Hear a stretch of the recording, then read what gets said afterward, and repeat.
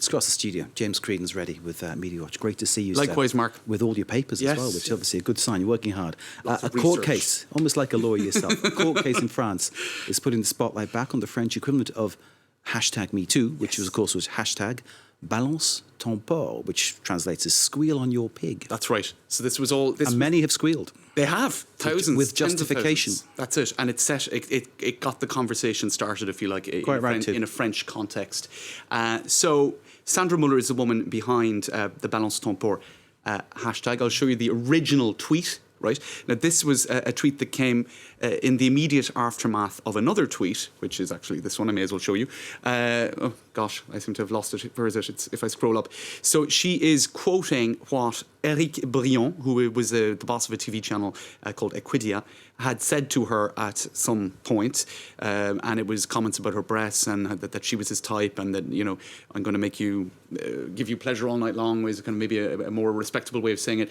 In any case, it was sort of, you know, somewhat lewd, I suppose. And he himself then spoke out about this quite a few times in public, saying, look, it was crude, but it wasn't harassment. And so what this case is going to do, Mark, is actually decide, was it crude or was it harassment? So it is actually kind of interesting in that regard. All right for him to say. Yeah. And it's also, but the central question actually in this case is the issue of defamation. And so if Me Too has been criticised for anything, it has been criticised for the unilateral sort of declaration of sexual harassment by victims of sexual harassment online. So there isn't due process. You're just saying this happened to me, and there's no judge to say, well, actually, yes. There's also the risk that people could tell lies, and that can also happen. So this is a case that is essentially looking at all of those central sort of ethical questions around Me Too. Some people might say that on another side of it, you've had for so long this side of the scale with the sexual harassment and all the allegations and the lewd comments and, you know, ooh, look at the breasts on her kind of allegations, weighing down. Yes. And what this is actually sort of like is balanced a little bit. But like you say, there's no legal due process. That's right. That is the big issue, isn't it? It is the big issue. But I suppose you could also say that people might not want to undergo a legal case. And that has been the case. Many women never come forward to just share and to get the because of the humiliation that might ensue. You know? That's it. Now, there was a similar case recently.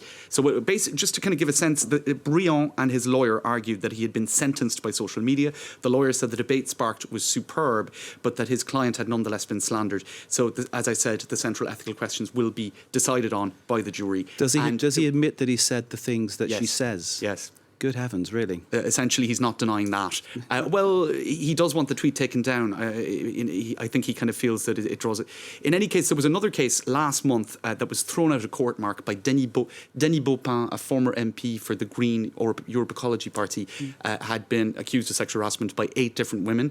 Again, in the context of Me Too and Balance ton porc, his claims of slander were thrown out by the court.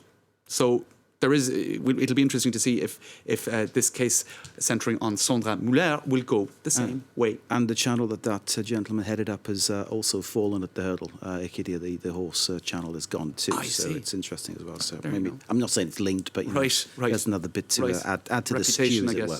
Okay, let's move on. Gillette. Back at the centre of a controversy over a new ad featuring a transgender teenage boy shaving. Now, a couple of months ago, they had an ad that sort of tackled the whole Me Too issue again, and it was sort of calling on men to raise their game, and it was a criticism of, quote, toxic masculinity. And that ad, I won't play it because it's only advertising for them, but you can see the headlines here talking about it. Now, this is another ad. I will play a little extract of this because the actor at the centre of it, the artist Samson Bonkebantu Brown, he's Toronto-based, and he shared on Facebook his gratitude to Gillette for allowing him to share his story. Growing up, I was always trying to figure out what kind of man I wanted to become. This is him actually with his father, and I always knew I was different. You can see at a various point in the video that he actually simulates his first shave with his dad, and of course that's an important moment in a young man's life.